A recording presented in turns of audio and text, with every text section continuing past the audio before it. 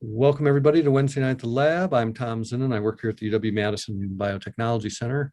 I also work for the Division of Extension, Wisconsin 4-H. And on behalf of those folks and our other co-organizers, PBS Wisconsin, the Wisconsin Alumni Association, and the UW-Madison Science Alliance, thanks again for coming to Wednesday Night at the Lab.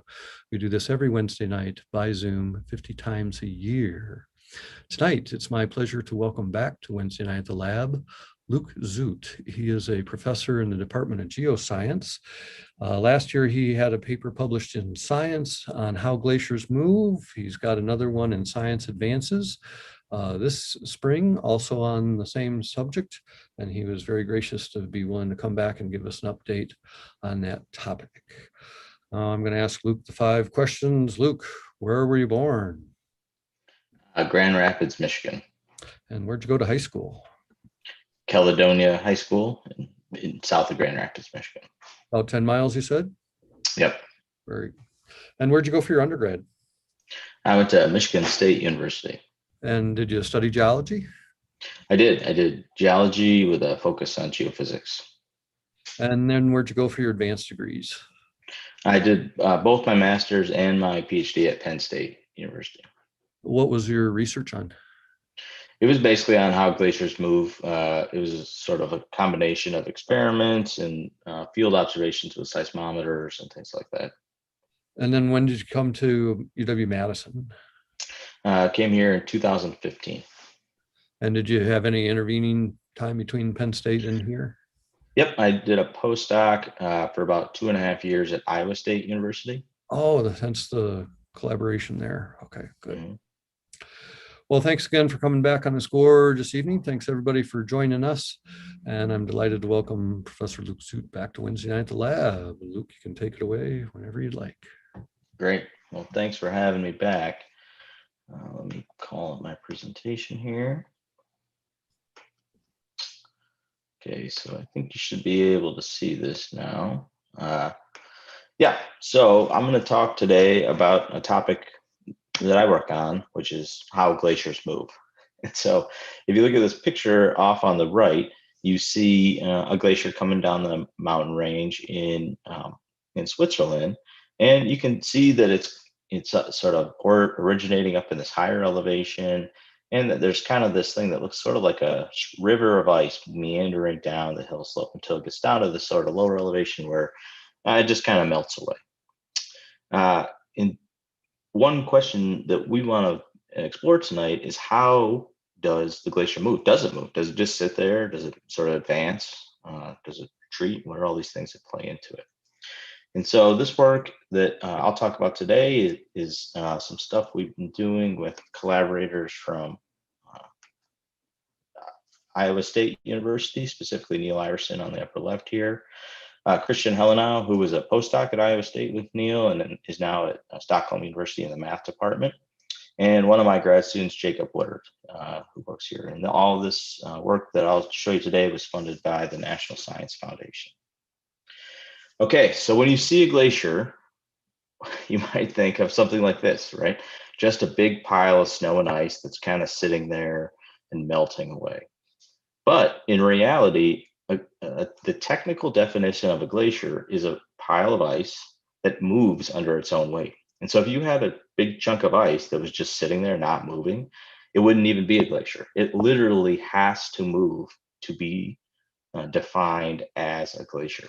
And so in reality, glaciers are moving.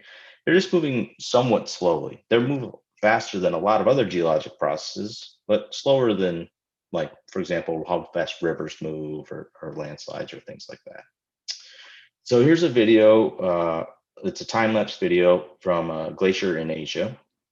And this takes place over, several decades here. And what you can see is ice is sort of moving from this lower left to the upper right. As it's doing that, it's sort of carrying along chunks you can see at the top. And all we're doing right now is looking at the surface of it. And so when looked at over long enough periods of time, you see a glacier is actually moving. At least at its surface, it's sort of mobilizing material from one area to another. Oh, that's not good. Hold on here a second. PowerPoint just crashed. I'll boot it up real quick.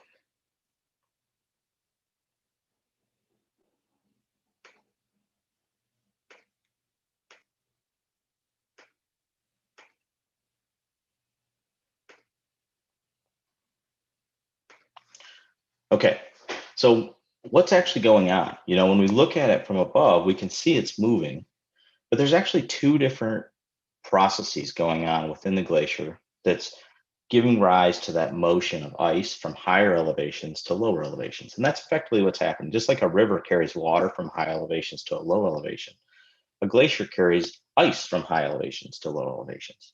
And much like water in a river, where the water deforms as it sort of moves downhill, and that's what gives rise to water moving down a hill, ice does the same thing. It deforms, right? Just like if you put honey on a board and then put the board on an angle, the honey would sort of move down the board.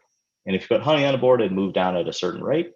If you made the board steeper, it probably move down faster. If you made the board less steep, it probably wouldn't move as fast. Same thing happens with the glacier. If you have types of honey or if you had honey, it's got a certain what's called viscosity. It's going to move at a certain rate. If you put syrup on the board, maybe it's going to move a little faster. And if you put water on the board, maybe it's going to move faster yet. And so there's some like internal property to the material that dictates how fast they can deform. In this case, this sort of glitter gel is oozing out of this cup over time for the same reason. It's sort of flowing from higher spots to lower spots. The other way that a glacier moves is by sliding, right? So just like when I said you put honey on a board, the other thing that happens is if you say took that board and you put it on a slant and you put an ice cube on it, the ice cube would slide down the board over time. And in addition to sliding down the board, the ice cube would deform a little bit. It'd be basically imperceivable to your sort of naked eye. But most of the motion of the ice moving is actually from it where it's sitting on the board and it's sliding over the top of it. And so it's these two processes. It's the internal deformation of the ice and the sliding of the ice over the bed that give rise to the glacier advancing. And so I'll say slipping or sliding. I kind of use these words interchangeably.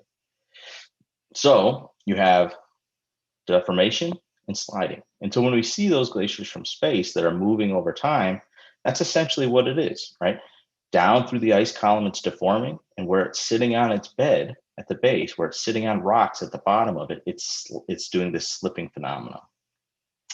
And so first, let's talk about deformation of ice. Well, ice, you may not think to look at it, but it actually deforms kind of like a really viscous version of honey, meaning like a much stiffer version of honey. In 1952, there was the first experimentation into trying to characterize specifically what that viscosity is, how much it would deform if you applied a certain stress to it. And so this guy named John Glenn took cylinders of ice, like the one shown here, and he hung them from the top, and then he also hung a weight from the bottom, and he just let the cylinders of ice stretch out over time, sort of like if you hung a weight from taffy. And he measured very closely how much it stretched over time. And by looking at the rate at which it stretched from that weight hanging on the bottom, he was able to figure out the flow law, we call it for ice, the relationship between if you apply a certain stress, how fast the ice would deform.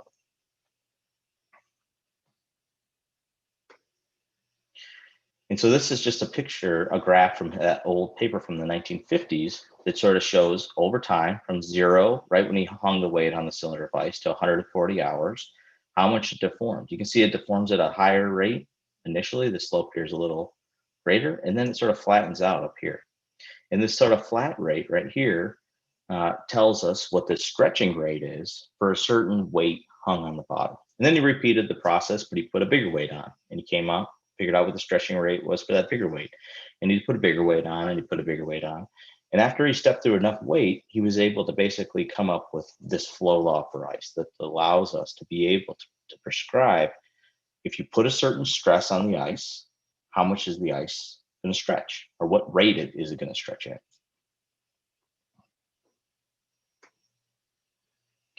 And so it's something like this, right? If you look at this pile of goo that I put on this cardboard and I sort of put on a slope, you can see that it's sort of deforming over time, right? It's not sliding. So this example is all of the motion that you're seeing is coming from just deformation of the ice. And some glaciers do that. All of that motion that you would see from the top is just coming from deformation of the ice. Now it turns out that these glaciers that have all of their motion from deformation of the ice generally don't move very quick when compared to the kind of glaciers that have deformation of the ice and this sort of slipping going on. And so in 1952, the same year Glenn did those experiments, another guy by the name of John Nye, who was a physicist, took some of that information that Glenn gave him, and he began to try to look at how glaciers move as a complete sort of package. And so what we have here is essentially a diagram that's looking at the side of a glacier. If you cut a glacier from the top to the bottom and you looked at it at the side. So this would be the surface up here. If you were standing on the glacier, you'd be standing here. This is the bed of the glacier. This is where the glacier is sort of sitting on the rocks or the sediment below. Both of these things are at some angle. Here it's called alpha, and they're the same. And what the schematic is showing is basically if you were standing at the top and you drilled a borehole all the way to the bottom, and then you waited some amount of time, say a year, and then you came back and looked at that same borehole, the borehole would actually be bent and shifted down the hill, right? And so some component of the motion comes from this deformation of the ice, basically how much this thing is bent, and some part of the motion comes from slip. Now, what Nye was able to do was with that information that Glenn gave him from those experiments, he was able to figure out how much of the motion actually comes from deformation. And so he said, okay, there's a certain proportion coming from deformation. And when he went and looked at modern day glaciers, he said they're actually moving a lot more than you would expect from those predictions that Glenn's experiments made. And so he posited that not only was the glacier moving by deformation, that there was some component coming from slip, and that slip was actually making up a majority of the motion. How to predict how much slip there was from sort of first principles from physics was not really known, but in this sort of bookkeeping sense, he knew it moved this much and a certain amount was from deformation and all the rest had to come from something else. And he said that something else is probably at the bottom. It's probably the sliding. So this is John Nye, 1952 is kind of where this idea of sliding sort of originated. And so that's what I'm showing here. So if this is the total motion of the glacier, the length of the red bar, in this case, is how much is from deformation of the ice. And the blue bar is how much of the total motion is coming from this basal slip process. Now, people have gone out and checked this again, and they've gone to glaciers and they've basically used what are called hot water drills. This is me in Antarctica. This is one of these hot water drills. You can think of it as a high power squirt gun that's squirting out very hot water. And you can drill a hole from the surface of the ice all the way down to the bed. And that borehole will originally be vertical. And then you can run a tool down it and you can figure out sort of how straight the borehole is. And then you can come back to the borehole later and do it again and figure out how bent the borehole is, just like I was saying, hypothetically before, and then figure out how much deformation actually occurred in the ice. And so this figure on the right is a figure from Mayer et al. In 2009, where they went to Greenland and they did this. And what you can see is the borehole was originally vertical, and then they came back later and they measured it, and it was that black line.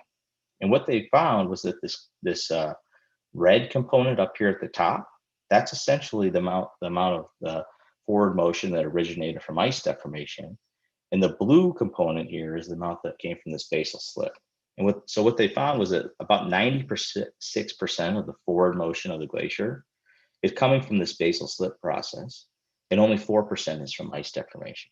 And so this, if we go back to this analogy of honey on a board and flowing, and an ice cube on a board and sort of sliding or slipping, the ice cube slipping down the board, that's really what makes the glacier go. It's that component that makes up the majority of the forward motion of fast moving glaciers.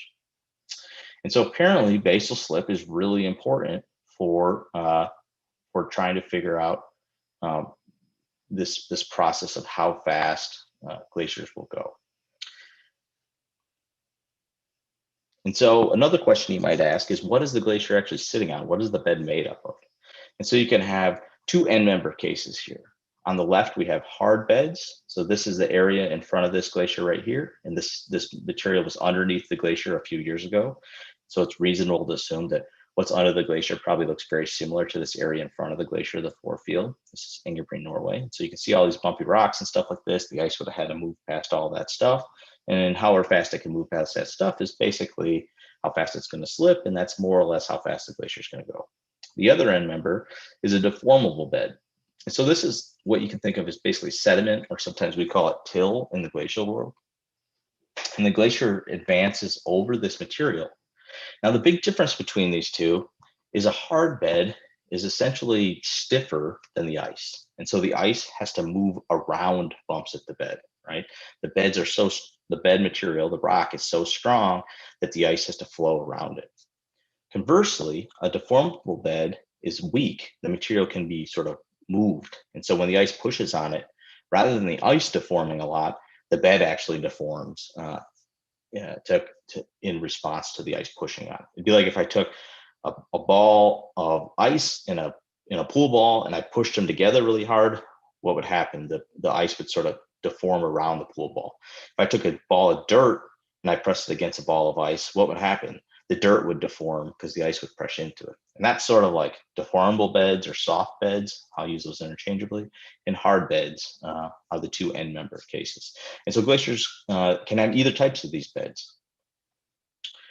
Here's just I'll show a couple examples. Here's a hard bed. This is Ingebrigtsen, Norway. So this is the glacier up here flowing down towards us. It was just moving over this material fairly recently. This would be a hard bed. Here's Lang Glacier. This is in Switzerland. Here's the glacier up on the left. It's flowing from the upper left to the lower right, moving over these bumps down here. This is a video taken from above from a drone. This is Castleguard area. So this area in front, remember, is the forefield. So here's the glacier. Just very recently, as 15 years ago, the glacier was all over this area. And so as the glacier was advancing, it was having to slide over this sort of bumpy terrain you're seeing here. This is a glacier in Switzerland called Rhone Glacier. So the ice is moving from left to right. You can see it's like beautifully sort of polished these surface and sculpted them into these smooth terrains overall. So this is another example of a hard bed. Here's Muliokel. This is a glacier in Iceland. So this is the edge of the glacier right here. I'm standing on the glacier and this guy's trying to run across the forefield. So this is that till material that's in front of the glacier. He's running across because often the fronts of glaciers right by the margin here is very soupy, and he in fact falls in about to his waist about a split second after I take this photo. He's completely covered with mud. But nonetheless, this is all sort of dirt up here that the glacier had been advancing over just probably a year ago or a couple weeks ago in the case of this glacier. Here's one that is all near and dear to our hearts, the Green Bay lobe of Wisconsin. This is what Madison was underneath. When you walk around in Madison, this is what the ground is sort of made up of here. This is this sort of till. This is a road cut through it, so you can see all the different materials in it. You got big rocks next to small things. If you dig a hole here, you're probably digging into this type of material. So when there was glaciers here, it sort of advanced over this sort of material, this soft bed material. So when you go to places like Antarctica, you would want to know what the bed is made up of, because that's one of the things that dictates how fast a glacier will slide atop of its bed. Unlike modern sort of forefields that are exposed, or here in Wisconsin, you can't just walk around and look at it. It's much more labor intensive to figure out what's down there. And so one way to do it is to drill a borehole, like I showed before, all the way down to the bed of the glacier. That is one way to do it, but it's extremely intensive, right? You have to drill a borehole, in some cases 2 miles deep. That's how thick the ice is. And then at the bottom, you're just looking at an area that's this big, and you don't know, is this area that's this big representative of what is all around us, or did I just happen to hit a patch of bedrock or something like that? And so another way to do it is to drill these holes and put explosives in it. And so this is a project I was on in Antarctica, and you put explosives down these holes. They're about 50 feet deep, light the explosives off, and the explosives send out energy that goes all the way to the bottom of the glacier, bounces off the bed and comes back to the surface where we have bunches of what are called seismometers placed. They sort of like microphones. And then based on the strength of the reverberation or the echo off the bed, you can tell what the bed is made up of. It's sort of like if you're in a room with wood floors and you yell, you get a certain echo.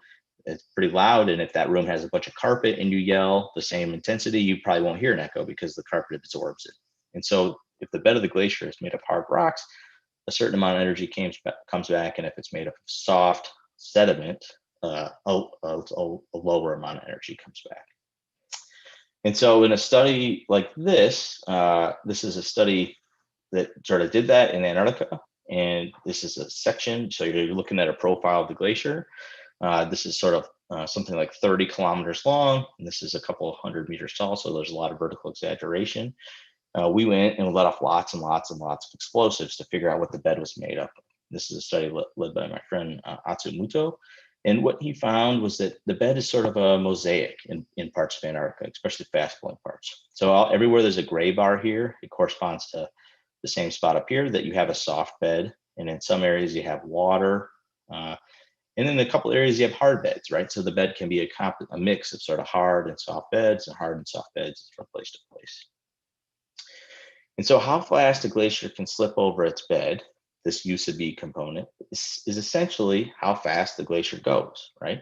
And so if you want to figure out how fast the glacier goes, you have to be able to predict that sliding speed. And that's really important because all of these glaciers are flowing. They're sort of taking ice from high elevations to low elevations. And in the case of Antarctica, they're taking it out to the sea and dumping it in the ocean, and that's contributing to sea level rise.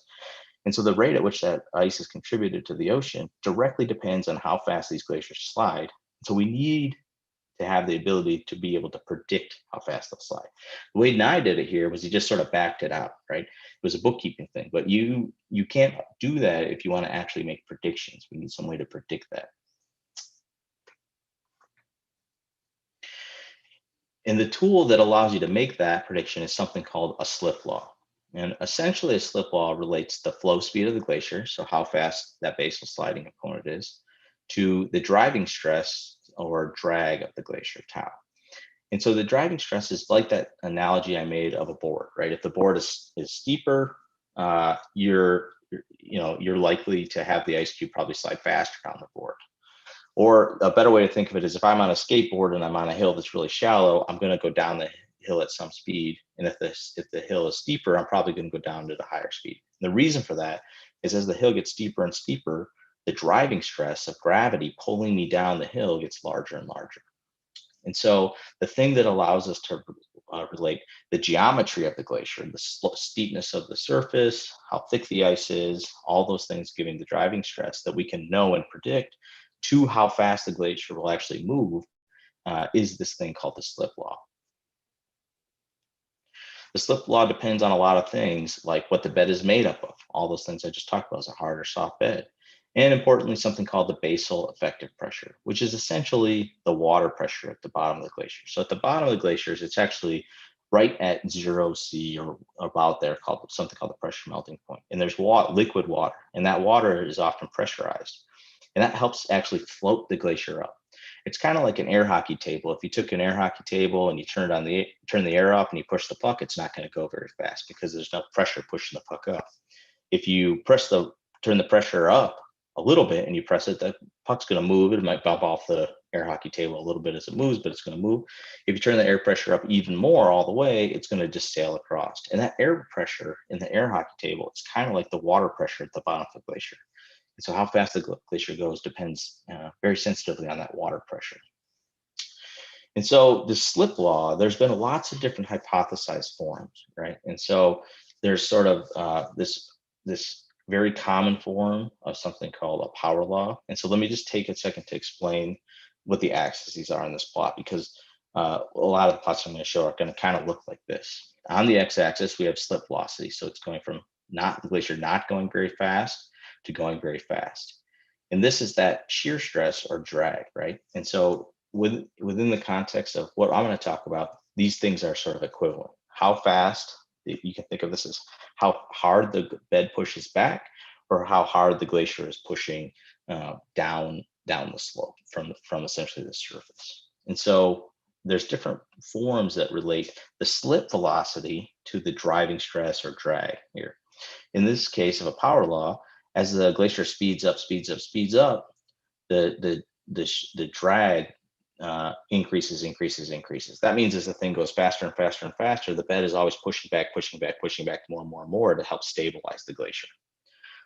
A Coulomb relationship is one where you push a little bit, nothing happens. You push a little bit more, nothing happens. You push a little bit more, nothing happens. You push a little bit more, and you reach this breaking point, and then the whole thing goes. But notice this is a horizontal line. And so when you do that, you can't tell if you're going to go this speed or this speed or this speed. And so this one's very complicated to put into models because you can tell when it's going to move or when it's not going to move. But when it's moving, you can't tell how fast it's going to go. Another form of this type of slip law is something called a regularized Coulomb, which is basically something that increases the drag. The glacier bed keeps pushing back more and more and more, but it's approaching sort of a flat line that eventually would sort of match this Coulomb thing. This is a little bit easier to deal with in a numeric ice sheet model.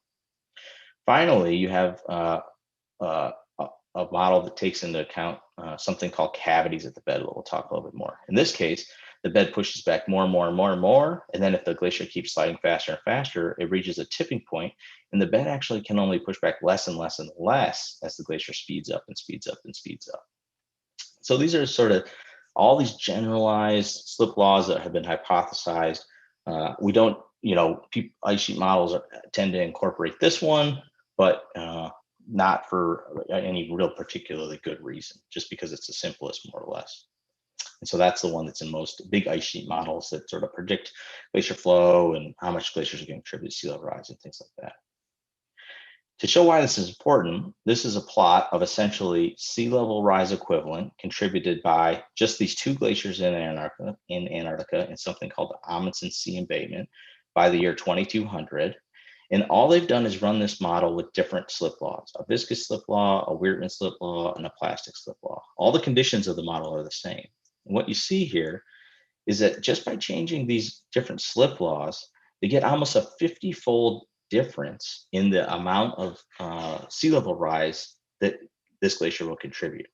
So if you put in one of these without changing anything with respect to how humans are doing anything, you'll get, if you're talking, you might get 10 centimeters if it's one of these viscous ones, or you might get 5 meters, right? And if you live in Miami, it's a big difference if sea level rise goes up 10 centimeters or if it goes up 5 meters, right? So there's this huge variation in what's going to happen depending on just the choice of the slip law. And it's not like this is just a thing that is a basic physical process. It's just we don't know which one of those is right. And so we don't know which one to put into these big models.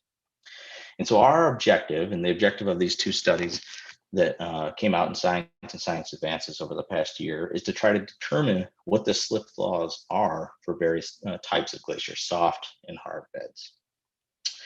And so how would it slip over these different bed materials? Is it the same? Like, can you use the same formula to predict how it would slip over a hard bed versus a soft bed? Traditionally, it's been very different. Soft beds have been thought of as that Coulomb material, where it's just that flat line, and hard beds have been thought of as what's called a rate strengthening, or the sort of power law function. And so we wanted to explore that. We wanted to explore if that was a realistic representation of how glaciers slip when we look at the actual physics that are governing these things. So first, we'll talk about deformable beds. Okay, so remember, this is that picture that I showed before from Atsu. This is the profile from the glacier. This line right here is the ice bed interface. Most of the bed, if you look at it, it's mostly gray. That means most of the area of the bed in this glacier, fast-moving glaciers, are deformable.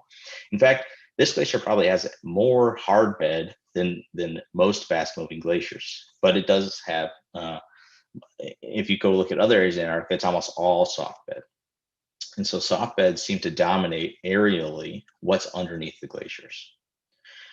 And so if you zoomed in and look right at that ice bed interface, right where the glacier is sitting on the bed, you might have different processes that are going on. Like, we don't, which one of these things is happening? Is it happening where, the ice is sliding over the top? There's a little bit of deformation in the ice, a bunch of deformation in that till and that sediment below. And so all of the forward motion is basically coming from deformation in this thin zone of till? Is it something like this, where the till isn't deforming at all, and the ice is effectively just sliding on top of what would be almost like a rigid or hard till bed? Or is it something in the middle, where some combination of the forward motion is coming from the ice sliding on top of the till bed, and some combination is coming from deformation of the underlying till? Now, why this is important is which one of those processes is occurring essentially dictates which slip law, or dictates what kind of slip law we should use. So here's another one of these plots of sliding speed on the x-axis and that shear stress. If the bed is rigid and the ice is slipping on top of it, you might give rise to this viscous sliding law, something like what's currently in most ice sheet models. If it's the till that's deforming, then it gives rise to this Coulomb sliding law, where nothing happens, it breaks, and then the ice slides, but you can't really predict how fast it's going to slide. And so you have to, and so we have these two end members of what are possible essentially. And so how do you figure out what the right slip law is? It turns out it's quite difficult to figure this out from the field, because so many things are varying in the field at the same time that you can't basically separate cause and effect into one way. And so because of that, and because basically simplified experimentation that could suss this out has not been a thing that's been really possible in glaciology until the last 10 years, it just hasn't decided. We have all those proposed slip laws, and people just picked whichever one they wanted, which most of the case was the simplest one, which is a valid way to do it. That's led, to a lot of uncertainty in those ice sheet models and things like that. And this is despite the fact that trying to figure out the slip law has been basically a central, or the central focus in glaciology since the 1950s, which is basically the birth of glaciology, right? So we've been working on this for 70 years. We have all these different ideas, but we still didn't know which one of them was like the right one, basically. And so to figure it out, the advent that we started with here, that some of the stuff went on, we went to the lab. And so we use this new device at Iowa State that's called the large diameter ring shear device. And so what this is this whole thing sits inside a giant walk-in freezer. And you have this ring sample chamber right here. And this thing can be loaded up with bed material, so you can put till or that dirt in the bottom of it. And then you can build an ice ring on top of it. That whole thing sits inside this tub, which is filled with antifreeze that very accurately regulates the temperature. Once you have the sample and the ice in there, you close the top. That grips the upper surface of the ring, of the ice ring, and twists it while the bottom is not able to twist. And that twisting forces the ice to slide over the bed, just like it would in nature, right? And this thing is pressing it together at the right stresses, just like glaciers in nature. It's spinning it at the same speed as glaciers in nature, which means experiments take months to do. It's the right temperature as glaciers in nature, and it's a big sample volume, meaning we can incorporate all sorts of different size grains in there, and a big volume sample chamber. This is just a cutaway. It sort of shows what it looks like inside of here. There's all sorts of drainage ports and tons of instrumentation inside the thing that's measuring what's going on. So for the deformable bed experiments, we load up the bottom of it with till. We actually get till, this till called the Horicon till, which is the till that Madison is on top of, that was deposited by the Green Bay lobe. And essentially, we twist it at a certain speed. And we measure how much resistance there is to twisting it at that speed. And that allows us to fill in that curve, fill in that graph of which one of those is possibly going to happen. Because then we turn the speed up and we measure how much resistance there is at that speed, and we turn it up and we turn it up and we turn it up. And we keep doing it over a range of velocities from 29 to 500 meters a year, which is more or less the speed at which glaciers move. And so here's the bed of the glacier, or the bed of the ring shear. This is that till, the Horicon till from around Madison. We put vertical strings of beads in here so that we can dig them out afterwards to figure out how much deformation there was in the till. Some experiments, we place these clasts or rocks right at the surface because we're interested in how those rocks change the sliding mechanics, because those are fairly common, like I showed in that picture of the Green Bay lobe till. Then we start building up the ice ring on top of it. So we take ice, we chop it up, we pour it in here, we pour cold water in, and we keep doing that over and over and over until this whole sample chamber is full. So we also suspend these vertical strings of beads in here so we can see how much deformation there is within the ice. After the experiment's done, we can take out the ice ring and flip it over, and we can dig out those beads that were originally vertical so we can figure out how much deformation occurred in the till that was below the ice ring. So this is the ice ring right here. This is the till. In this case, it's been flipped over, and some of the till's frozen to the top of it. And I'm slowly excavating this thing, looking for these little beads, like you can see here. It's very cold in this room, and this is a very labor-intensive process. Here's that string of beads that was in the ice, and you can see it's basically still vertical, right? So very little of the deformation or the motion is occurring from deformation of the ice in the experiment, just like is happening in the field. Here's a string of beads after the experiment that was, remember, initially vertical. So there's a little bit of tilt to here, right? But if you look at this, what's happened here is basically the ice is slid over the top and the bottom has been sort of fixed. There's 2 beads missing here. And that's because there's been so much shear or deformation of the settlement here that the 2 beads that were on the top were ejected all the way out of the screen. And so most of the action in this deforming till is happening sort of in the upper centimeter or centimeter and a half, actually. And so here's just sort of a diagram of that. So here's the ice on the top. It's moving this way. These are the strings of beads that were in there originally. And you can see if we look at depth, there's basically no deformation. This is all at 0. And then in the upper centimeter, that's closest to the ice, the beads have moved a lot, right? And in this case, the case without class, it's moved something like 35% of the total motion. So it means that 35% of the motion of that glacier, of this lab glacier, was from deformation of that till, and the other 65% was from the ice sliding atop the till.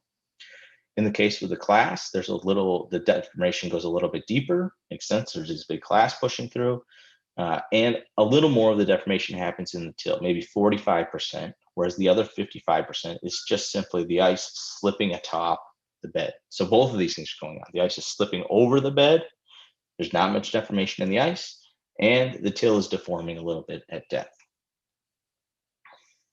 When we are done with the experiment, sometimes we could let them melt, and we'd see stuff like this. So this is one of those rocks, those classes at the ice-foot interface, and you see this mound of sediment in front of it. And that mound is because that rock is being pushed or plowed through the sediment. So the ice is pressing on the back of it, and it's ramming it through here. And that, as it's ramming it through here, plowing it through here, is creating this prow structure in the front that's caused by the ice essentially, or the rock essentially bulldozing the sediment in front of it. Here's just a little picture of this from the side, a schematic. So here would be the class. This is the ice-bed interface.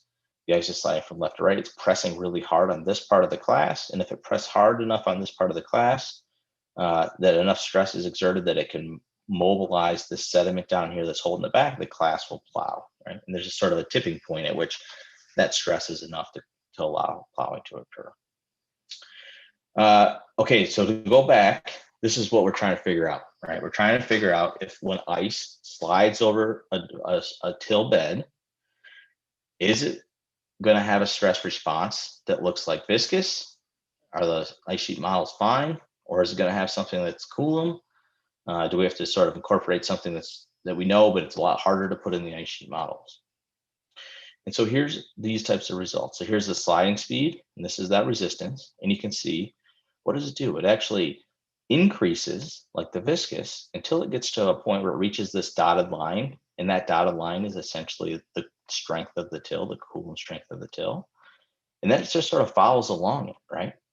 So at low sliding speeds, it kind of has that viscous nature, and at higher sliding speeds, it kind of has that Coulomb nature. And this is the experiment with no class. When we look at the class, it kind of does the same thing, but it just gets up to that Coulomb strength sooner. So it has this rate strengthening or viscous component until it reaches this level, and then it just sort of follows along at that level.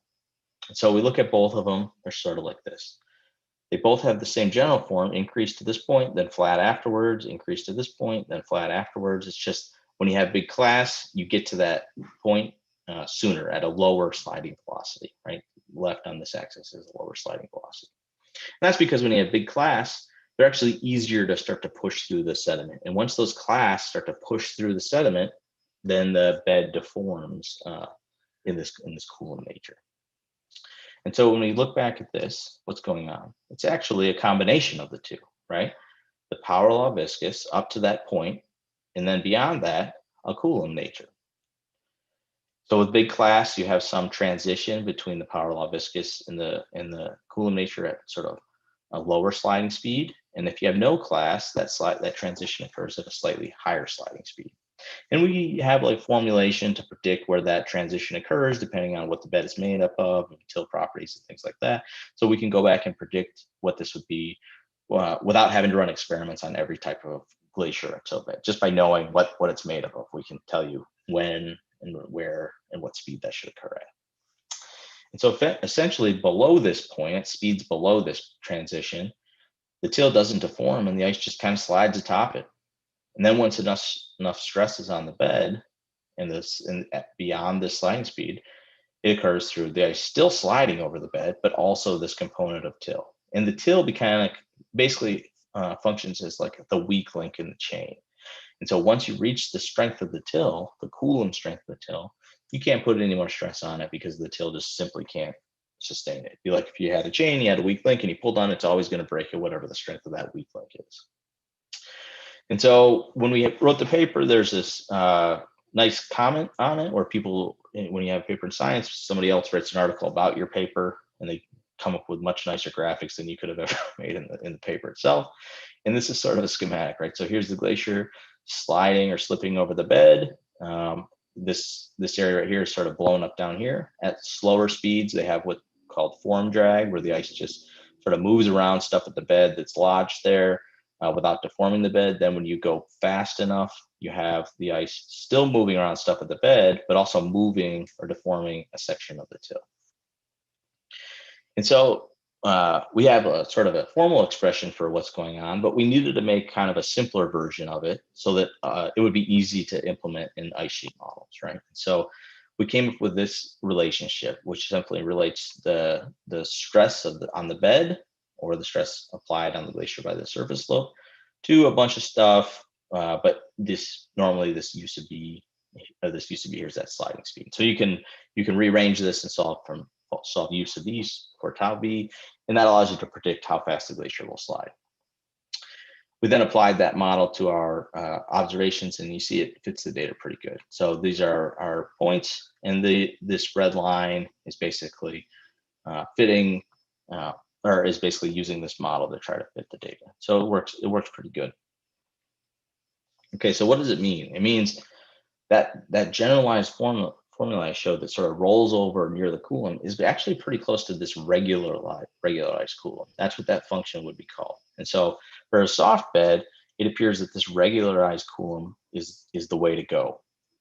You can contrast that with this dotted line, which is in most ice sheet models.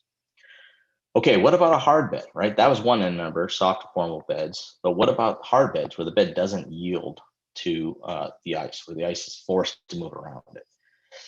Well, we'll go back to Antarctica in this picture right here. You see that all these areas with black here, here, all this stuff up here, that's a hard bed, right?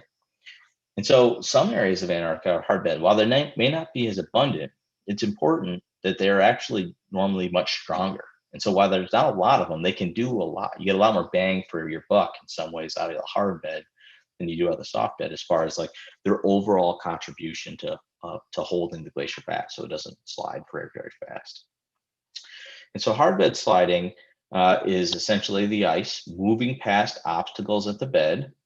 And however fast the ice gets around these obstacles is how fast the ice over the top will go, right? The ice at the top won't go much faster than the speed at which ice can get around obstacles at the bed. And so if you can figure out how ice gets around obstacles and how fast it occurs in the processes, then you have a really good idea of how fast all the ice above that point is going to go, how fast it's going to move.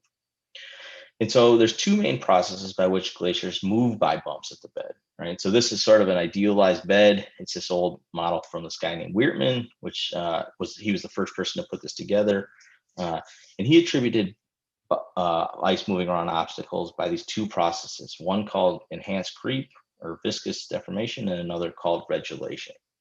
And viscous creep or enhanced creep, that's something you're probably familiar with. If I go out to a river and I throw a rock in it, the water moves around the rock, right? There's a lot of pressure on the upstream side of the rock that causes the water to deform and move around the rock and close in behind it. Just like if you hang your hand out the car window and you drive, there's pressure on your hand. If you drive faster, there's more pressure on your hand. If you drive faster, there's more pressure on your hand. The same thing happens with the glacier. If the glacier is going faster, there's more pressure on the bump. There's more ice is applying more pressure to the bump, which causes the ice to deform around it faster and faster and faster. Regulation is a little bit different. It's something specific to glaciers. And that's if I got a bump and the ice is sliding into it, there's a lot of pressure on this side. And with ice, what that can actually make it happen is a little bit of the ice melts in response to that pressure. And the liquid water squirts around the backside of the bump where the pressure is lower and it immediately freezes.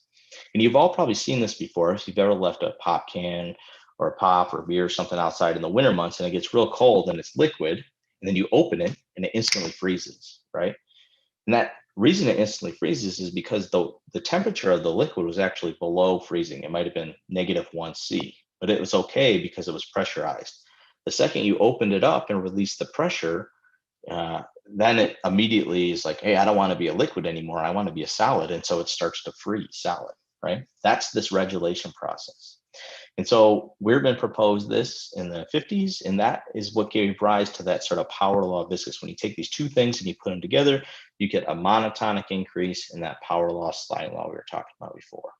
It turns out there's another process that's particularly important for sliding over hard beds, and that's that when glaciers slide over beds, they form little pockets behind the bumps in some instances that can fill up with water, and those pockets are called cavities.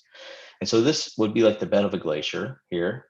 This is a highly idealized one that looks like a sinusoid, and the ice is falling from left to right. And instead of like that rock in the river where the ice closed up behind it immediately, the ice actually can't close up immediately behind the bump in some instances. And so it sort of forms this pocket before it can retain itself. And so you have a cavity, and often those cavities are filled up with water. And what can happen is as the ice goes faster and faster, the cavity essentially gets bigger and bigger. And so what does that mean over here? It means the area where the ice is actually in contact with the bed is only this portion. And so this portion of the bed is responsible for holding back the whole glacier because the area under the cavity basically can't do anything. And if the ice goes faster and faster and the cavity gets bigger and bigger, the area of the bed that can hold back the glacier becomes smaller and smaller and smaller. And that can really affect the resistive stress of the glacier. We know that most hard-bedded glaciers have lots of cavities at their base. This wasn't in the initial formulation by Weirman, but it turns out it's pretty ubiquitous, and it has pretty big ramifications on the sliding law and the slip of glaciers. And so, again, here's this power law. What people predicted might happen with the cavity formation is this one where it goes up, hits a peak value, and then starts to decrease. And that's because the cavities are getting bigger and bigger and bigger.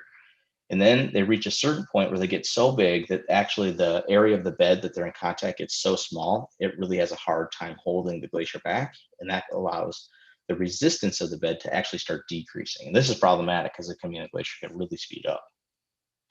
And so again, we use this simulator, and we put, instead of till at the bottom, we put a bed that looks like this. It's got a bunch of these sinusoids, and then we rotate this ice ring over the top of it, and we form all sorts of cavities at the base. We can, again, measure the resistance to that slip as we step up the sliding speed over and over and over. And what we find is a response that goes like this. So here's sliding speeds going up. It's going up. The resistance is going up, just like the Weirman sliding law. Good. That's what ice miles want. And then it hits this tipping point, and the resistance actually starts to go back down and down and down and down. And that's what all these points are, the observations we made.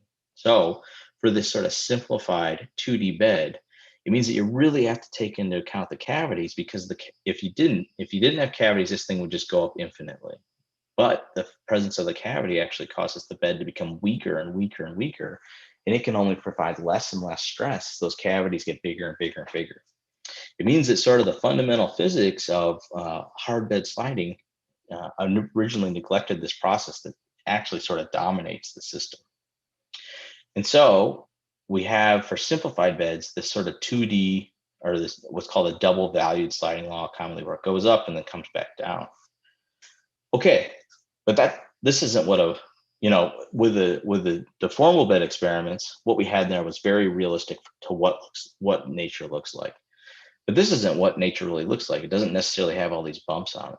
And so we, with the fact that we now knew that these cavity physics were particularly important, we took it and we then took the physics that we knew worked, and we put them in a very sophisticated computer model that could simulate all of these processes around three-dimensional bumps. And they're highly idealized bumps, right? So they look basically like a sinusoid, but in 2 dimensions. So perfect hemisphere next to a perfect hemisphere trough, next to a perfect hemisphere bump. And we pushed the ice over the whole thing. And we did that at higher and higher speeds. And then we can basically back out what that resistive stress is, what the sliding law is, from the computer models. So this is this guy, Christian Helenow, and me on this glacier in Antarctica. He's great in the field. He's a brilliant mathematician. He figured out how to modify this model to go into 3D and take into account these cavities, which is particularly tricky. And he came up with something that was interesting, right? So this is the slip response. It goes up, just like we saw before, but then it actually starts to decrease, right? And this is another case of 3D. It goes up and it starts to decrease, right?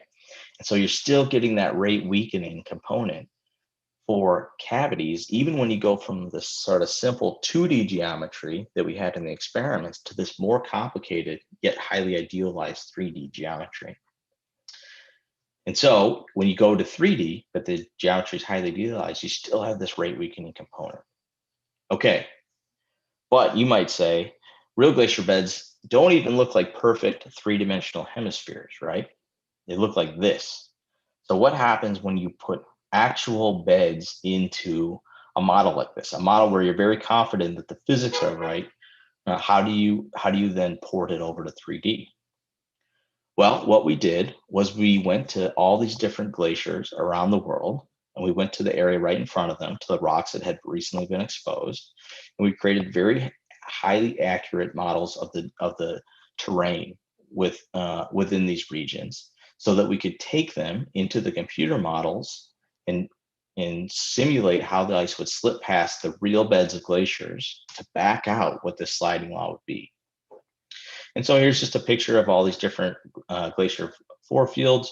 We wanted to test like what the geology was, and if that mattered, if the geology helped shape the rocks. The glaciers are eroding all the time and they're sort of shaping the landforms, but does it do it differently if it's different types of rocks? So we used igneous, metamorphic, sedimentary rocks. We wanted to see if the fractures in the rocks were particularly important. So we looked at igneous rocks with various types of fractures in it, sedimentary rocks with various types of fractures in it. So we selected these 10 different forefields because they covered the full gamut of what we thought was a realistic range of it.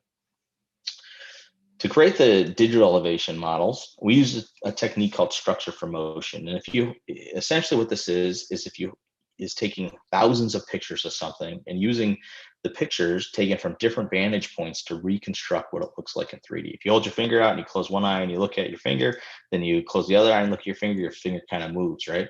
But when you have both eyes open, you can kind of get an estimate of the range to your finger. And that's essentially what the drone is doing. The drone flies over, takes a picture of the bed, flies a little bit farther, almost as if it was at your other eyeball, and takes another picture of the bed, and it can build a 3D model. It does it over and over and over and over. And it builds these very complicated 3D models. So here's the 3D models we made of these beds. They're not huge, 250 by 250 meters, but they're super high resolution. Sort of every 10 centimeters, there is a point. It's like a checkerboard, and every checker size, or every square size, is 10 by 10 centimeters. A normal, really good DEM would be 1 meter. So this is, hundreds of times better than a normal, really good DEM. Here's an example of what some of these things look like. And then what we had to do was, even though we had these computer models so sophisticated that it's really hard to solve it for big areas, right? You need massive computers. And so we had to find the area of these beds that was most representative of the overall area. And so we wanted to identify the 20 by 20 meter subsection within the overall bed that statistically represented what was in the bed. And so Jacob Woodard did some really complicated statistics to figure out within each one of these 4 fields, which subset was the most representative. And then we applied those computer models to those. So here's what the bed topography looks like from these 4 different glaciers. Then we force the ice over these things. I'm going to show you what happens when the ice slides over this one, sort of at different speeds. And so this is a picture of that software bed, and everywhere there's blue, there's one of those cavities forming, and this is at 10 meters a year. And then you crank it up so the glacier is moving 20 meters a year, and everywhere there's blue, there's a cavity. So the cavity area is getting bigger and bigger and bigger. And what you do is then go around and you clip out all the areas that are not blue, and you figure out all the little bumps in there and how much it takes the ice to get by them and all these other things. And then you can figure out how much resistance the bed is providing specifically from the areas that are not under the cavities. And as the cavities get bigger and bigger and bigger at higher sliding speeds, the area gets smaller. And so these areas that are not under the cavities are responsible for holding back more and more of the glacier if they're able to. And what he found was a slip response that looks like this for these 4 different glaciers. So they go up, they reach a peak, and unlike the 2D simulations or even the 3D simulations with idealized ones that started to go back down, they actually plateau out. We found that for all of these. And so there's a feedback when you start to incorporate real 3-dimensional beds that eliminates that rate weakening component and causes it to flatten out, much more similar to that regularized Coulomb. And this was in this paper, Christian Helena, that we worked on that came out about a month ago. And so he postulated a slip law for hard beds that looks sort of like this. And again, here's the sliding speed, this is the resistance of the bed. Here's the sliding speed. There's a bunch of constants in here, some stuff out front that you can do. But in general, he comes up with a slip law that has this form. And so what that most closely recognized is, again, this regularized Coulomb, not the rate weakening that we saw for the simplified bed, but by putting in these more complicated terrains, it actually changed from the blue one to this green dashed one. Still not the red one or the orange one that's used in most ice sheet models. And so when we look at these, it's not super relevant for everyone to know what's in them. I just wanted to make the point that if you look at this, the soft bed slip law and the hard bed slip law, the forms of these things look basically the same. You got UB over UB plus some stuff, UB over UB plus some stuff, both raised to some 1 over some n, and then you have this big N out front and another constant here. They're very similar, right? And they both give rise to the same form. And so what this argues is that there can be a universal slip law. By universal, I mean a slip law that can be applied to both hard beds and soft beds.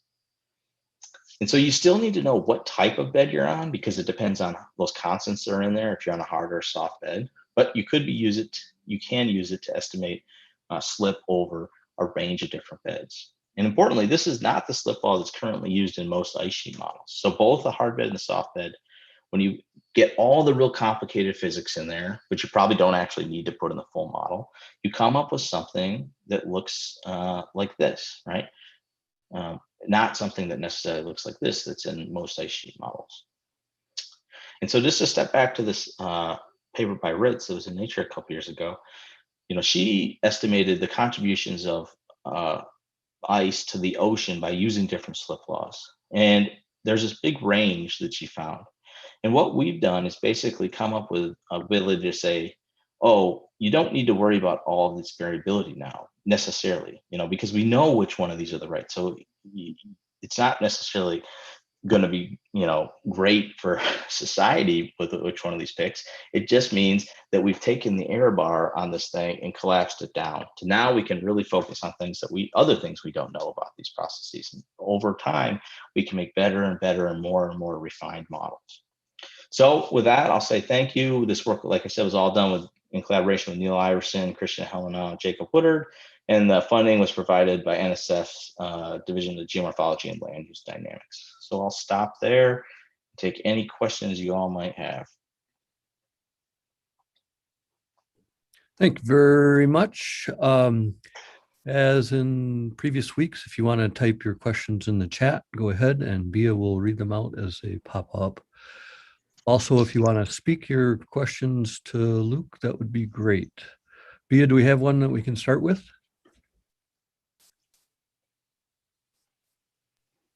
Yeah, it's not a question, but a comment from Sandy. He put in a slip law for hard-bedded glaciers derived from observed bed topography, and then there's a link in there. Is that your paper, Luke? Yep, that's the one that was led by Christian Helena. Yep. Great. Looks like you popped another one in there. I'll just prime the pump here. I was interested another link in the paper. that you said that glaciology started in the 1950s. My little missive, I claim that Chamberlain was a glaciologist. How do you date the beginning of the study of glaciers? Yeah, so there's sort of two fields that study glaciers. There's glacial geology, which are people that kind of look at the landforms left by glaciers and use tools more from Oh, okay. geology. And there's glaciology, which is kind of born out of physics for the most part. And those are people that largely study modern day glaciers and try to look at the physics of how they work. And that kind of started in the 1950s with John Nye, for the most part, who was basically a physicist who liked walking around on glaciers. And that's more or less what Okay. drove glaciology, was physicists that like to go outside. So Thomas Chamberlain never walked around on fields of ice or anything. He was looking at till and moraines and potholes. Yeah. And stuff like that. He probably walked around on a glacier, but he was more interested in the till and the moraines and drumlins and things like that. Yep. Thanks for it's almost like what do you call a person who's a physician who studies autopsies? Well, anyway, any other questions that people would like to ask? Yeah, Luke? I got a question. Well, thank you for this talk, Lucas. My name is Noel Franco. I am a master's student in the physics department here at the University of Alaska Fairbanks. I am modeling subglacial drainage systems for my work. And so my question, well, I have a couple of questions. So it seems that you use the effective pressure, constant effective pressure, but as there's more water introduced to the bed, the cavity system reaches the limit where it's not sustainable anymore, and it turns into a channelized, a more efficient drainage system. So are you saying that this slip law applies for a long time and like during the melt season, or is it just I don't know, is it just, or how does the water pressure really come into this? Is it like a flash flood, like from surface lakes that really upheld these slip laws, or? Sure.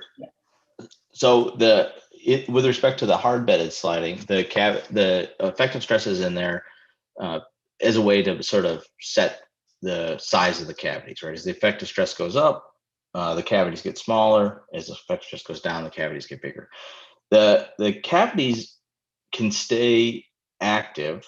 So when you think of subglacial drainage, you're probably familiar with this, but Barclay Cam has this model for how you can switch between channelized and channelized, and the Christian Schutt did some stuff later that sort of works on that.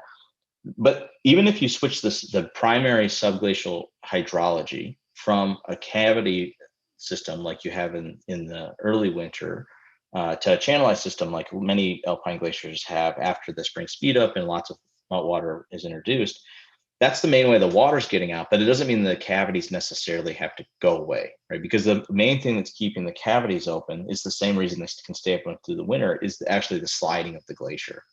And so you still have the cavities there. What it simply means is that effective pressure in the hard bedded sliding law, the value just gets really, really, really high, right? If the water pressure goes low, the effective pressure gets large, and that end value gets really low, and the cavities shrink down. And so what I would say is that coupled into all of these models, if you wanted to use them in a really dynamic environment like Greenland or alpine glaciers where the subglacial hydrology is changing, they have to be directly coupled to a subglacial hydrology model. Now, if you're going to use them in a place where the subglacial hydrology is not changing a lot, like in Antarctica or maybe the higher parts of Greenland where surface water doesn't make it to the bed, you might be all right assuming some sort of effective stress over the year in keeping it. But that's not going to be the case for places like Alaska, for example, right? You have to then take the slip law and then hook it to like a Mara-Werder type subglacial hydrology model to make the two work together. Thank you. And Neville, you mentioned you had a couple of questions. Did you want to ask another one? He answered my questions with the Great. answer. Thanks for joining us. How is everything looking in Anchorage? It's Fairbanks, and Oh, I'm sorry, Fairbanks. yeah, and there's eternal twilight now, so the sun is barely setting here. Very good. Well, I think you're our first person to participate from the land-grant University of Alaska. I really appreciate it. I got to visit there in 1997, and I think for grins and I'm a plant scientist originally, and for grins and giggles, somebody there tries to grow corn every year. And it was pretty fascinating seeing how they use black plastic and irrigation and 22 hours a day of light. Yeah, very impressive. Other questions? There's one in the chat from Dareth who asks, how do subglacial streams show up in your slip models? So this kind of goes to the same question Neville was asking, which is if you have subglacial streams or channelized flow, that basically changes this effective stress variable. So the big N that was in there is related to water pressure at the base of glaciers. And so essentially, what you can think of is these models are essentially the physics that occur for the slip mechanics, but all the while the water pressure is changing underneath the glacier, and it always needs to be solved with respect to that water pressure. In a sense, what we've done here is come up with the way it should be parameterized in models, but now we've just said, okay, subglacial modelers, Neville, now you got to figure out the harder part, which is how is the water pressure changing, which is very dynamic, and it's in some ways it's a much bigger challenge to figure out how that's going to change in the future too.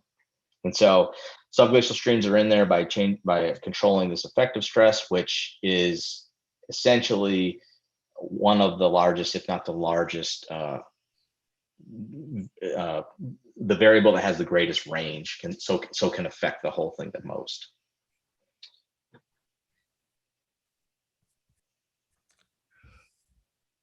Luke, I was wondering, with that device at ISU, you've got a complete circle donut.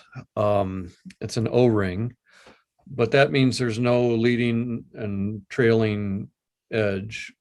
Would there be any advantage? Would there be disadvantages? Instead of having an O-ring, of having a C-ring where there's a break, so there's a clear beginning and trailing, and how you do the modeling, or would that screw things up? So we have one of those devices here now, and at Wisconsin, it took me 5 years to build it, but it just finished up a couple months ago. Wow. And the one we have is completely transparent, so you can see inside it the whole time to try to figure out how the hydrology is changing, how the cavities are changing, look at these transient effects. We also have a device that instead of a C-ring, it can linearly shear the thing. So it's kind of doing the same thing you're saying, Tom, where it's got a start and a finish. That is, we have it, it's a much worse option. And that's because you want to be able to continue to spin it, because you want to get to these really long displacements. And if you only can go a certain distance, say you can only slide 10 centimeters, your experiment is not going to be able to go long enough to get into something that we call steady state. And that's what a lot of the models are predicated on is steady state. And so this ability to keep spinning and spinning over the top of each other is really the thing that allows us to get to these very large displacements. Now, the ones that go linearly, those are good for different reasons. Those are good for if you want to simulate subglacial earthquakes. And so sometimes when we make little earthquakes in the lab, so we can try to figure out what earthquakes on glaciers are telling us, those machines are good. And that's because they're very stiff. And a very stiff machine is good for is good for simulating very quick movements like earthquakes. But if you want to do long duration experiments, you need a ring shear, and a ring shear, at least at the size that ours is, which is about an order of magnitude or 2 order of magnitudes bigger than a normal sediment ring shear that people would use in civil engineering. is inherently going to be pretty unstiff compared to this sort of linear setup like you're talking about. Okay. And other questions? Thank you, Luke. Other questions?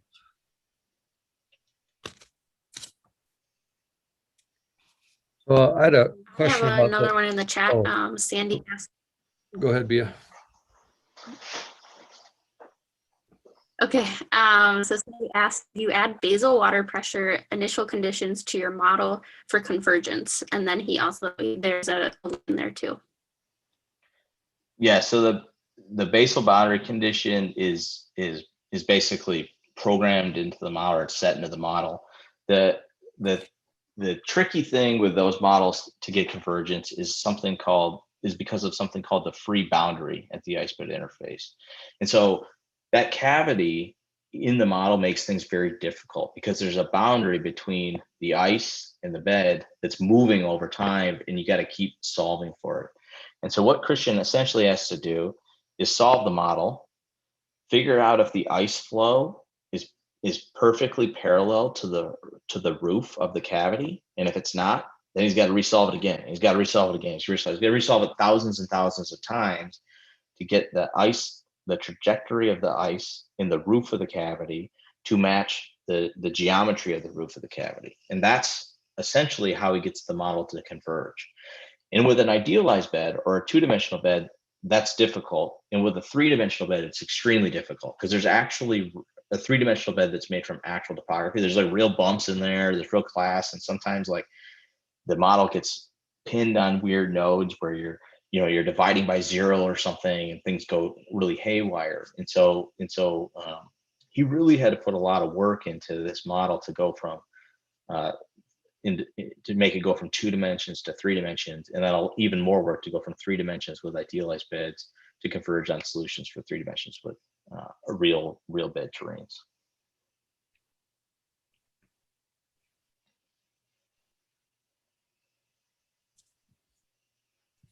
So I had a question, Luke, when you were showing that 50x difference. I don't know if you can pull that slide up or not. But you were talking about the difference between a few centimeters and 5 meters.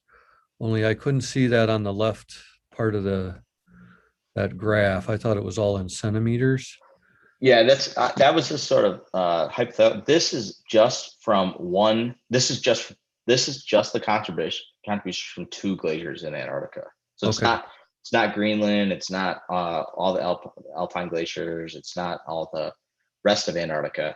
It's just this one part of Antarctica called the Amundsen Sea embayment that people think is particularly vulnerable to collapse. And so it was just sort of hypothetical that with these different slip laws, she gets something from a very small amount of sea level rise to a very large amount of sea level rise by just basically changing the slip law that's in there. And that's applicable in other places too. So I'm reading that as 50 centimeters, which is half a meter, if I got that right. And so where did the 5 meters come in that you were talking about? Well, I was just saying it's basically a 10-fold increase. So if say a ice sheet model of Antarctica and Greenland were to predict 10 centimeters of 10 centimeters of sea level rise for the given conditions. Off by 50x, that would be 5. Could be right. Could be off by 50x, right? Because I was listening to you and I was looking at that graph and I wasn't following. I was expecting to see 5 meters over there, and so thanks for clarifying that for me. Mm-hmm. And can you tell me how you made your machine transparent? Yeah, so the new machine, what we did was we used giant, basically acrylic tubes that we got shipped from China. They're the only ones that will make them that big. And we have one that's the outer diameter and another one that's the inner diameter. And what it allows us to do is basically look at how those cavities will evolve like transiently for the hard bed experiments. And for the soft bed experiments, I showed you how we dug those beads out to build that profile of deformation in the till bed, but we can only do that once basically per experiment at the end of the experiment. So it doesn't allow us to check a lot of parameter ranges. And so with the new machine, we were able to systematically step through all different effective stresses, which are effectively water pressures and things like that, and sliding velocities, and build the relationship that tells us how much till should move, what the flux of till should be as a function of those other variables that commonly change at the bottom of glaciers, like water pressure and the sliding speed. And this goes back to basically, that's kind of the thing that links glacial geology to glaciology is like that what's happening at that ice till interface and the sediment flux that's going on there.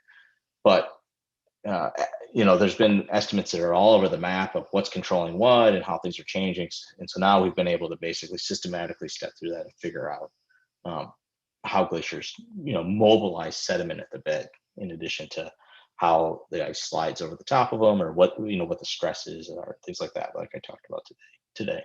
And what were the things that made the gestation period of this machine 5 years long? Well, there's only, until we made this one, there was only the one that I showed you here. So there's only one in the world.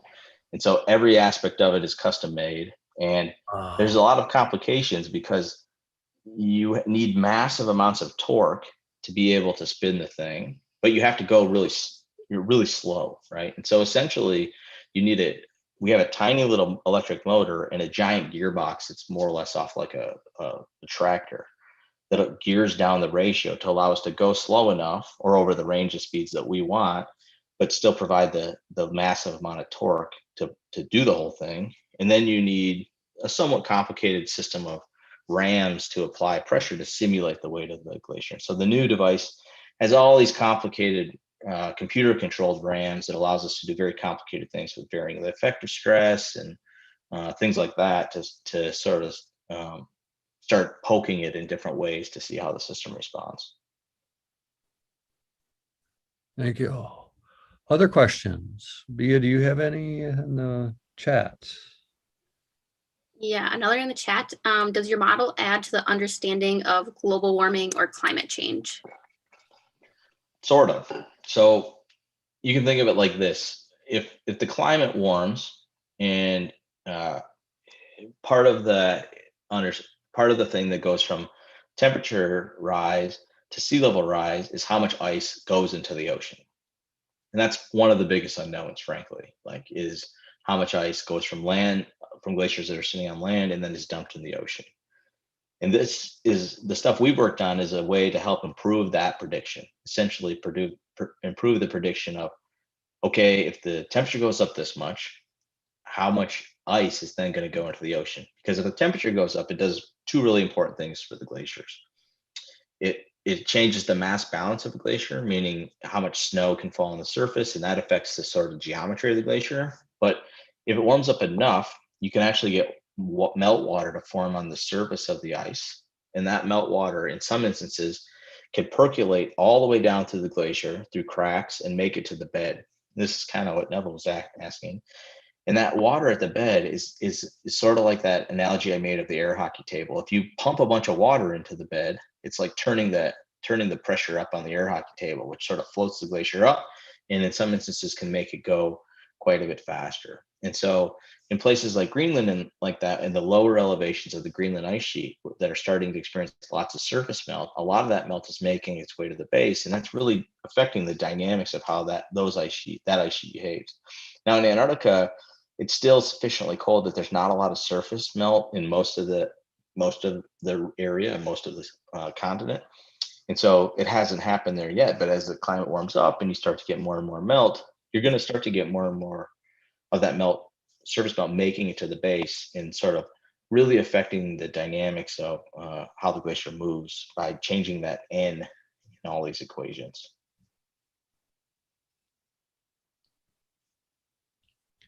Any other questions?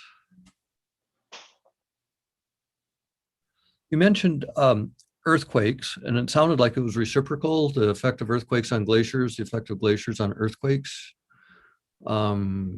That's pretty interesting to me. I don't know anything about that. Can you tell us a little bit about what earthquakes and how you measure them on a glacier? Sure.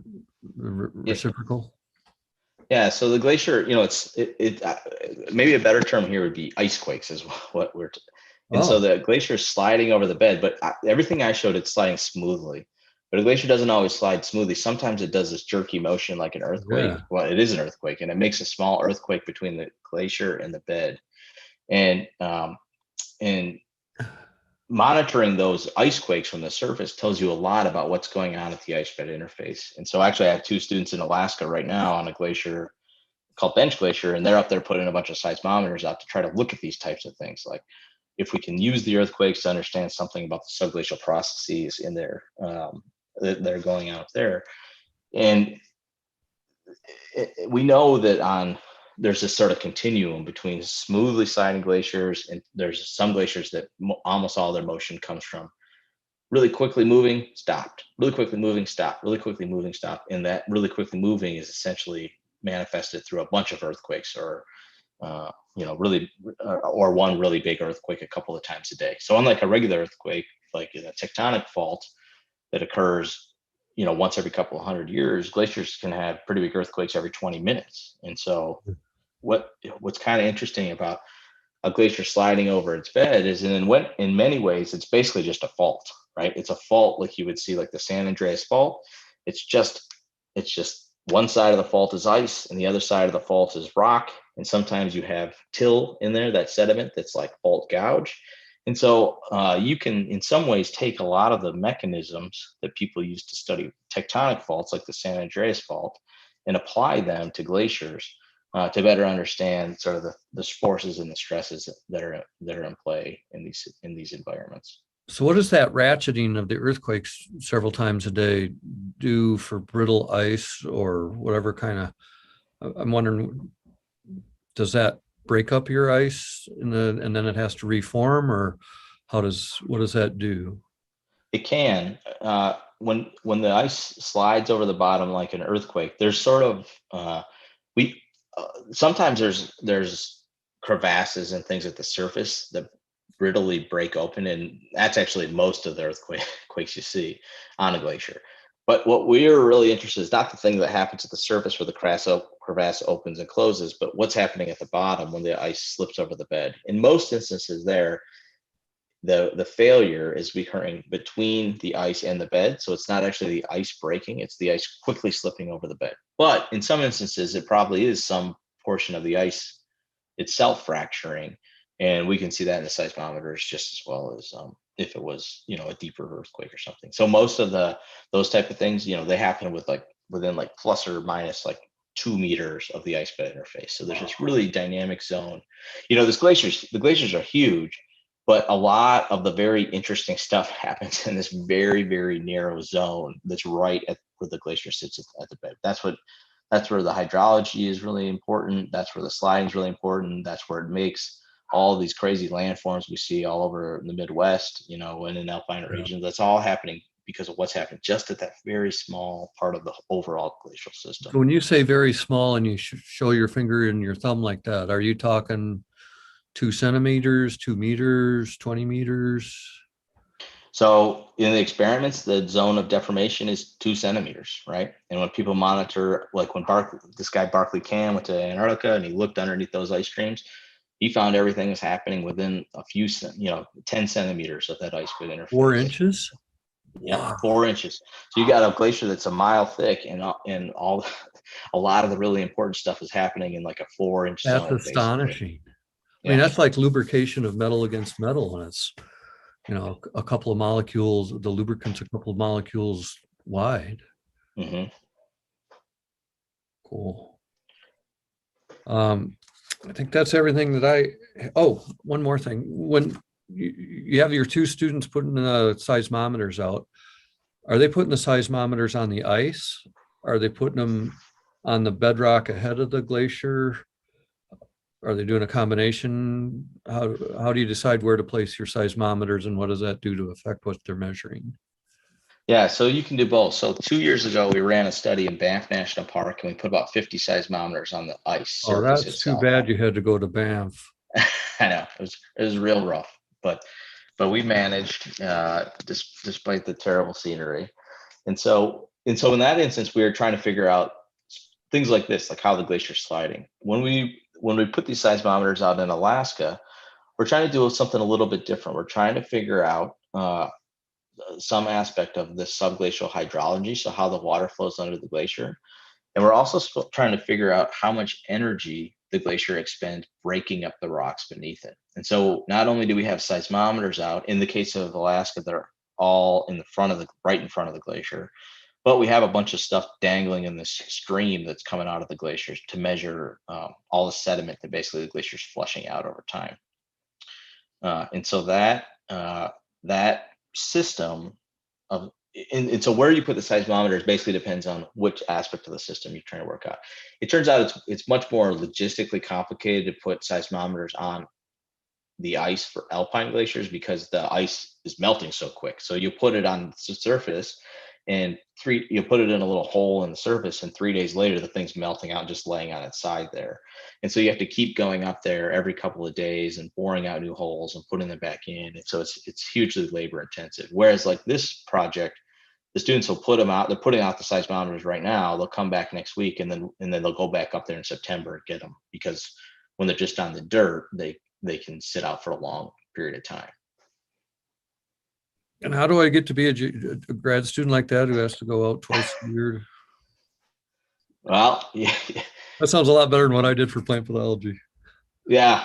A lot of my students come from geophysics background or physics or applied math and things like that. And they're kind of your classical, you know,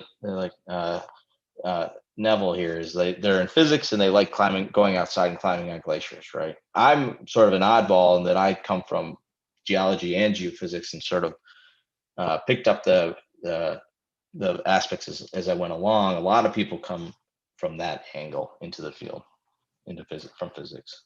So I've heard a lot about geophysics and glaciers, but you just mentioned energy. Is there a thermodynamics of glaciers? And if so, how do you do that theoretically? How do you do it empirically? How do you do heat transfer? If that's even a thing, I don't know. So that regulation process I talked about, that's all thermodynamics. And a lot of the times people will neglect regulation in big models because it basically doesn't provide a lot of the resistive stress. Most of the stress comes from that viscous component. Sometimes people take into account thermodynamics when they're talking about subglacial water flow, because the cavities and canals that the water moves through, that's actually melted out by the turbulent heat released by the water as it's flowing. And so the temperature of the ice at the bottom of a glacier is right at the pressure melting point most of the time. So any heat that's generated by the turbulent water flow goes into melting the ice, right? And then the ice tries to close up the cavities. So it's this constant battle between melting open pockets at the bottom of the glacier and the glacier trying to force them closed. And so you got to keep track of the thermodynamics that way. What we're talking about with energy is more like potential and kinetic energy. So the transportation of ice from high elevation to low elevation, you're basically reducing the potential energy. And some of that goes into heating the ice, some of it goes into sliding, and some of it actually goes into breaking up the rocks. And there's this old idea that actually like 20% of the energy of the glacier goes into breaking up the rocks. And we got a grant funded to figure out if that's the case, because that's a huge portion of the energy budget of glaciers. And we did a bunch of laboratory experiments. Turns out it's not that big, but it's still substantial. It's sort of like 7% of the glacier's energy goes up into breaking up the rocks below it. And that, if we can figure this out, it'll help us understand a lot about glacial erosion in particular, about how glaciers make the landscapes we see and grind up the rocks they roll over and things like that. That's great. Neville, thanks for including in the chat the link to the Muldrow. Is that how that's pronounced, Muldrow Glacier? And where is the Muldrow? Alaska's huge, and it's around the Denali Park. So there's a huge ice field and a lot of glaciers there. And this one is it began surging quite recently, and it's pretty awesome. And by surging, how fast is it surging? Let's see. Right now, it's currently, let's see, by the toe of the glacier, meaning like the lowest part of the glacier, it's probably about 22 meters a day. Whoa. But I think it's slowing down right now. It looks like it's slowing down. Wow. The only thing I can think of that's like that is those lava flows in Hawaii on the Big Island where they just keep moving, kind of different temperature. Very good. And thanks, Neville, for that. And thanks for joining us. Does anybody else have any other questions or comments for Luke? Thanks, Andy. And appreciate everybody coming tonight.